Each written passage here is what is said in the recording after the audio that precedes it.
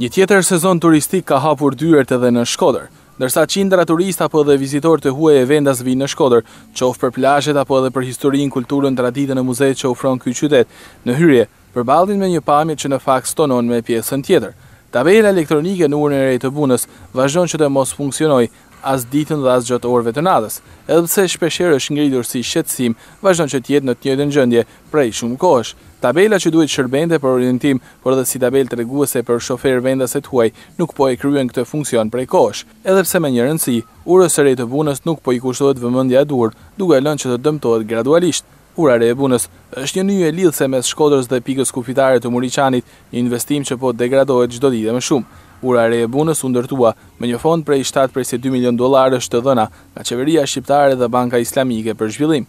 Ky investim kishte si objektiv zhvillimin e mëtejshëm të qytetit përmes kësaj ure lidhëse, por edhe ndërtimin e një ure moderne. Në fakt nuk rezultoi kështu.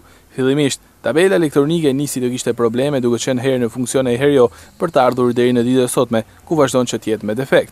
Pas kësaj është dëmtuar edhe mekanizmi i hapjes, duke sjellë dëme në pajisjet komanduese dhe të ndryshimit të urës. Gradualisht nisi të dëmtojë edhe shtresa e urës së re të Bunës, duke sjellë probleme në qarkullimin e automjeteve. Këto probleme i kanë ngritur disa herë edhe vetë qytetarët, por deri më tani nuk është gjetur ndonjë zgjidhje.